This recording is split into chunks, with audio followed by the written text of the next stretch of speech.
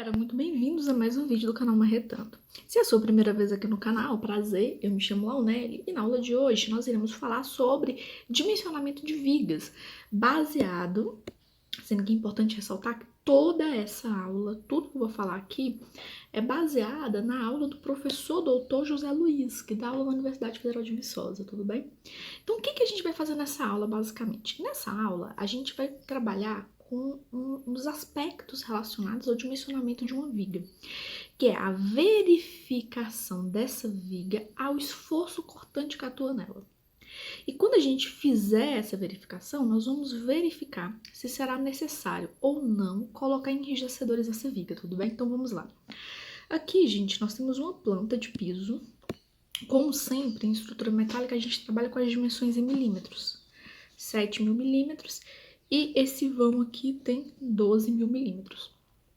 Aqui o professor José Augusto, ele nomeou essas vigas da extremidade de viga 1 e as vigas aqui do centro de viga 2, tudo bem?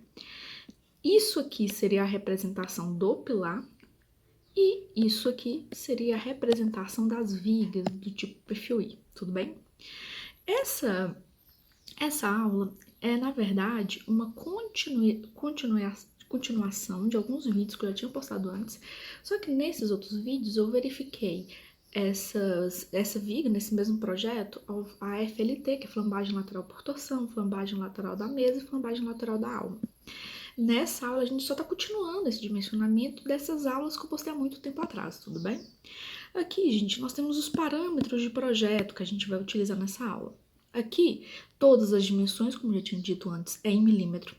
O aço que a gente está utilizando é o USAC 300, ou seja, nesse aço a gente sabe que o FY, ou seja, tensão de escoamento, vale 300 megapascal.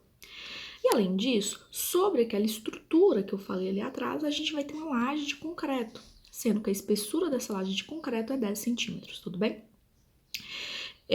Nosso máximo esforço cortante vai ser 110,86 kN e nosso máximo momento fletor vai ser 194 kN/metro. Aqui faltou esse kN/metro. E aqui nós temos todas as dimensões do nosso perfil I que a gente vai trabalhar. Só lembrando, basicamente, quando a gente fala de perfil do tipo I, nós temos dois elementos que são os mais importantes. Aqui nós temos, nessa parte superior, essa região aqui, que eu estou destacando em vermelho. Qual que é o nome dessa região? O nome dessa região a gente chama de mesa do nosso perfil. E nós temos também essa região central aqui, que nós chamamos de alma. Tudo bem? Ok.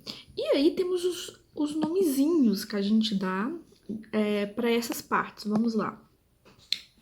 Todas as partes relacionadas à mesa vai ter um F no final. Por exemplo, isso aqui nós vamos chamar de B de F. Tá vendo? Tem um F no final.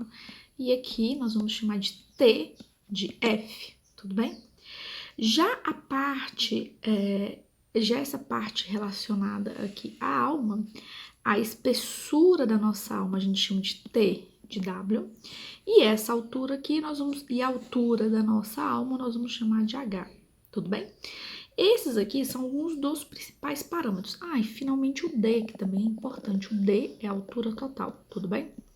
Então essas são as letrinhas mais importantes quando a gente vai caracterizar uma viga.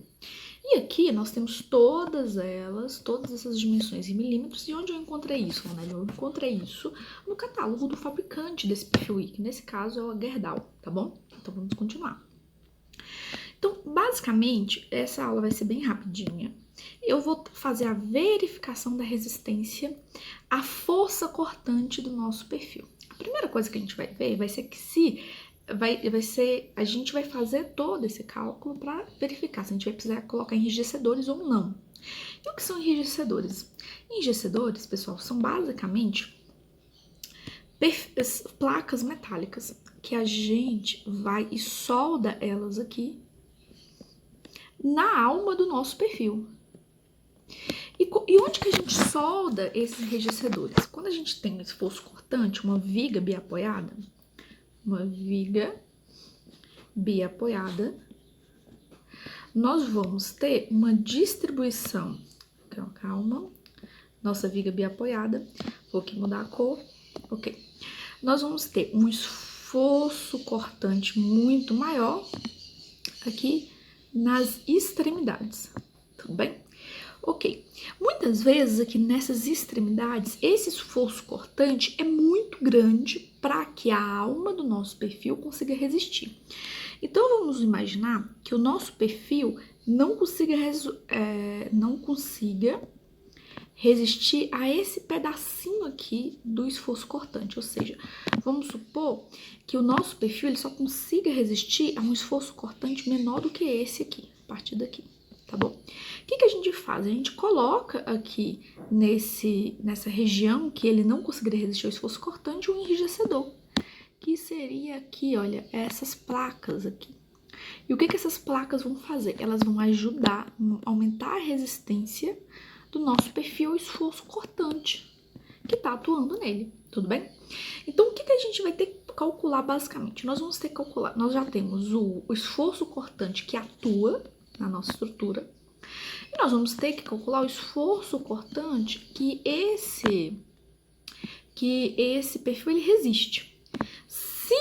Se esse esforço cortante for maior do que o que ele resiste, nós vamos ter que colocar enrijecedor. Se for menor do que ele resiste, não será necessário enrijecedor, entenderam? Ok.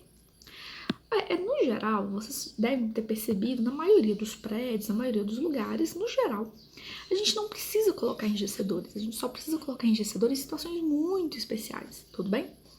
Mas em prédios pequenos, que a gente vê na maioria desses prédiozinhos aí, que a gente vê de estrutura metálica, baixos, enfim, com a carga normal, não, na maioria a gente percebe que não é necessário colocar esse enrijecedor, tudo bem? Mas vamos lá. Quando a gente vai fazer esse cálculo, obviamente, a gente quer economizar. Então, a nossa primeira tentativa é considerar que não vamos precisar colocar enrijecedores. Então, nós vamos primeiramente considerar que nessa nossa viga não será necessário essas plaquinhas, não será necessário esses enrijecedores, tudo bem? E aí, a gente vai ter que calcular o nosso VRD. Quem é VRD, Launelli? VRD, aqui, que a gente vai calcular, é o esforço resistente de cálculo a o esforço cortante, tudo bem? Nós vamos fazer esse cálculo do VRD, do esforço resistente de cálculo ao esforço cortante, calcular com o esforço solicitante que está atuando, né, o esforço cortante solicitante, vamos ver se passa ou não. Para que vocês consigam ter noção disso, vocês vão lá na página 50 da NBR 8800. Ou se você estiver trabalhando com o PDF, não com essa norma impressa, vai lá na página 60. E o que vai ter nessa página 60, Launelli? Nós vamos ter o seguinte. Basicamente, nós temos 3 fórmulas para calcular o VRD, que é o esforço resistente de cálculo ao esforço cortante. Cada uma dessas fórmulas vão depender do quê? Do lambda e do lambda P. Quando eu tenho lambda menor que lambda P, eu uso a primeira fórmula. Quando eu tenho lambda entre lambda P e lambda R, eu utilizo a segunda fórmula. E quando eu tenho lambda maior que lambda R, eu utilizo essa fórmula. Tá? Então, o que a gente percebe? A gente percebe que a gente tem 3 fórmulas. 3 fórmulas para calcular o VRD. E para descobrir qual dessas 3 fórmulas que estão lá na página 50 da norma eu vou utilizar, eu vou ter que calcular o lambda, lambda P e lambda R.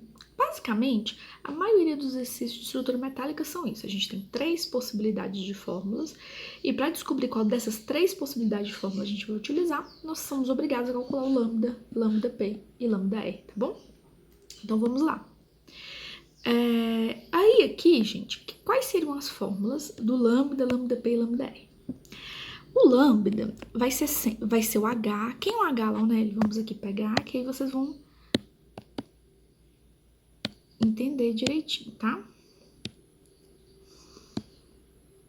Aqui.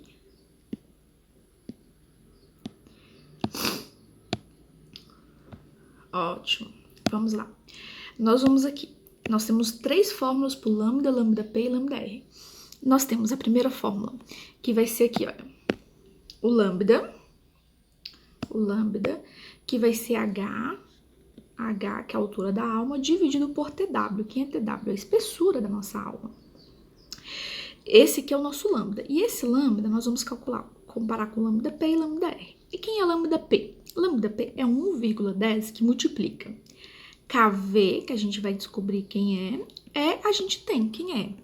O E, gente, é o módulo de elasticidade, que é 200.000 megapascal.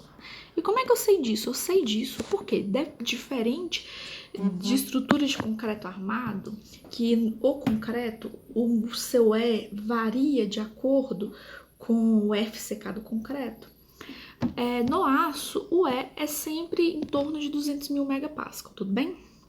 E nós temos o FY, que depende do aço que a gente está utilizando, e é 300 megapascal, como já deu lá nos dados da questão inicialmente, tudo bem? Então aqui a única coisa que eu preciso encontrar é quem? KV. E a mesma coisa aqui do lambda R. Então aqui nós já temos o E, o FY, o E, o FY. A única coisa que a gente precisa encontrar é o KV. E como é que a gente vai encontrar esse KV? O KV é o seguinte, o KV, você tem 2 possibilidades para o KV, 5 ou, o KV ele pode ser 5 ou para encontrar o KV a gente vai utilizar essa fórmula, tá bom? Vamos ver quando é que acontece uma coisa ou a outra. Nós vamos utilizar 5 para almas sem enrijecedores. Pronto, a gente já sabe que a gente vai utilizar 5, porque a alma que a gente está trabalhando, ela não tem enrijecedor. Então, a gente já sabe que nosso KV é 5. Ou para almas com A sobre H maior que 3, ou A sobre H maior do que esse valor. E para todos os outros casos, nós vamos utilizar essa fórmula, tá bom? Só uma observação, a gente já sabe que a gente vai utilizar 5. E por que a gente vai utilizar 5? Porque a gente está considerando que nós estamos considerando inicialmente a melhor hipótese, né? Que seria não precisar de enrijecedores para fazer essa viga, tá? Mas caso a gente fosse precisar, vale ressaltar que A seria a distância entre 2 enrijecedores transversais. Porque quando a gente considera que vai ter enrijecedores, a gente meio que chuta uma posição para esse enrijecedor. E como a gente chuta uma posição para esse enrijecedor, a gente vai ver essa distância aqui entre os 2 enrijecedores transversais para saber se a gente utiliza 5 ou essa outra fórmula aqui para o KV, tá bom? Ok. Então, a gente já aprendeu, na teoria, tudo que a gente precisa saber. A gente já aprendeu o que é enrijecedor, a gente já aprendeu como é que a gente vai descobrir se a gente precisa ou não de enrijecedores, e a gente já até descobriu aqui a fórmula do lambda, lambda P e lambda R, e também do KV, tudo bem? Agora que a gente já viu tudo isso, pessoal, basta a gente fazer a verificação, a substituição na fórmula, tá bom? Então, vamos lá. Primeira coisa que a gente vai ter que calcular é lambda, lambda P e lambda R, tudo bem? Vamos lá. Lambda. O lambda, galera, vai ser o H, que é aqui, ó. Quem é H, Launelli? H é a altura da alma, dividido por TW. Quem é TW? A espessura dessa alma. Então, aqui nós temos 332 milímetros dividido por 7,2 milímetros, que deu 46,11. Depois disso, nós vamos calcular o lambda P. Quem é o lambda P? É 1,10 vezes KV. Quem vai ser KV, Launelli? Vai ser 5. Por que vai ser 5, pessoal? Vai ser 5 porque a gente não vai trabalhar com enrijecedores. Se a gente tivesse colocado enrijecedores, nós teríamos que calcular qual seria o valor do nosso KV. Mas como a gente está considerando a melhor das hipóteses, que é sem enrijecedor, nós vamos colocar 5 aqui. O módulo de elasticidade é igual a 200.000 megapascal, tudo bem? Só que aqui é importante falar que nessa fórmula a gente sempre vai trabalhar com quilonewtons por centímetro quadrado. Então, nós temos que transformar megapascal para quilonewtons por centímetro quadrado. E como é que a gente vai fazer isso? Muito simples, basta dividir por 10. Então, é igual a 20.000 quilonewtons por centímetro quadrado. Dividido por FY. O nosso FY era é 300 megapascal. E por que é 300 megapascal, né? É 300 megapascal porque depende do aço. E tá lá nos dados da nossa questão que é megapascal. E aí vai ser quilonewtons por centímetro quadrado. E aí basta dividir por 10 para transformar uma coisa na outra. Eu vou dividir por 10, então nosso Fy é 30 kN por centímetro quadrado. Aqui você vai calcular o lambda P e o lambda R. Nosso lambda P deu 63,51 e nosso lambda R deu 79,10. Tudo bem? Então, vamos pensar. Eu tenho um lambda de 46,11. Eu tenho um lambda P de 63,51. E eu tenho um lambda R de 79,10. Obviamente, o nosso lambda deu menor que nosso lambda P. Quando o nosso lambda é menor que nosso lambda P, qual fórmula que a gente vai usar? A primeira. Lambda menor que lambda P, basta o quê? O nosso VRD vai ser o VPL dividido por gama 1. Tudo bem? O VPL, pessoal, eu só esqueci aqui de colocar. Deixa eu ver se tá aqui, se eu coloquei.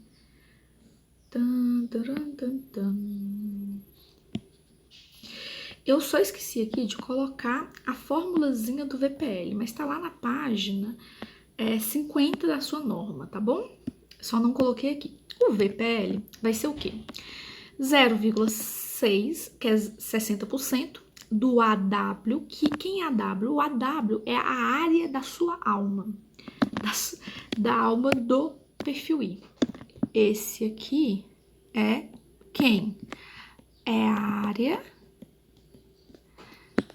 vamos aqui, é a área da alma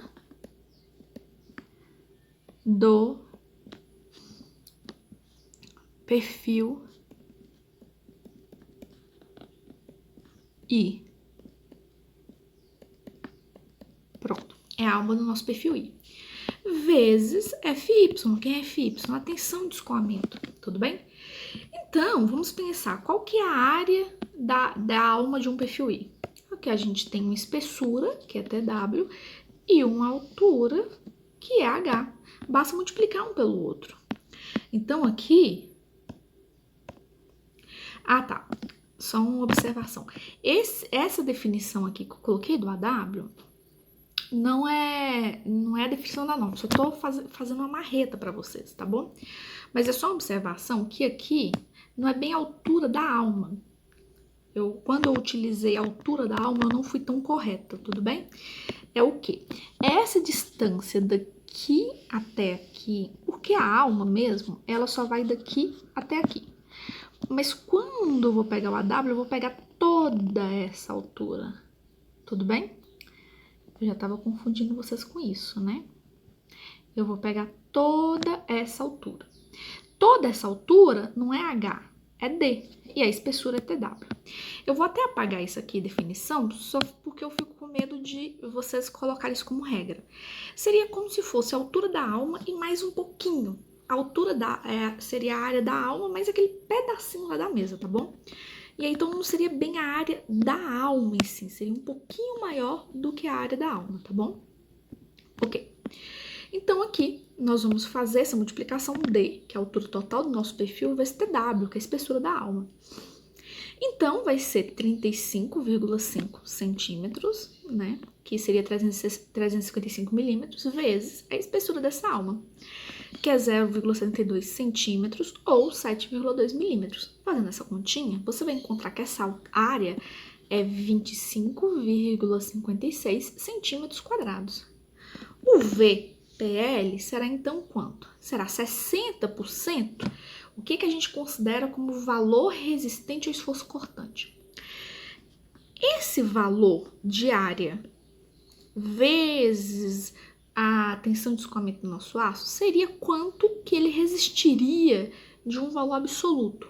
Mas aí a gente não pode trabalhar com a totalidade desse esforço. Então a gente multiplica por 0,6, que seria 60%. Então, seria mais ou menos o seguinte, VPL seria 60% desse esforço que ele resistiria a esforço cortante, tudo bem? Fazendo essa continha, dá 460,08 kN. E, finalmente, nós vamos dividir isso aqui por 1,10 para achar o VRD de fato. Fazendo isso, nós vamos encontrar 418,25.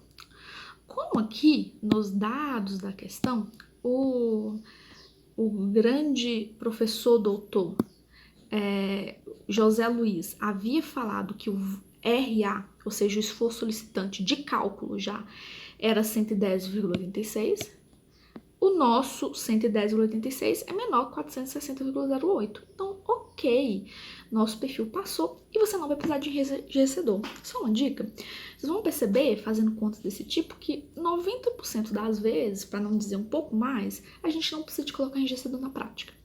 Tanto é que vocês vão ver que, tirando em edifícios industriais, em que você tem pontes rolantes, em que você vai ter uma alta carga concentrada, que seria a carga concentrada da ponte rolante, na vida, nos edifícios comuns, que não são...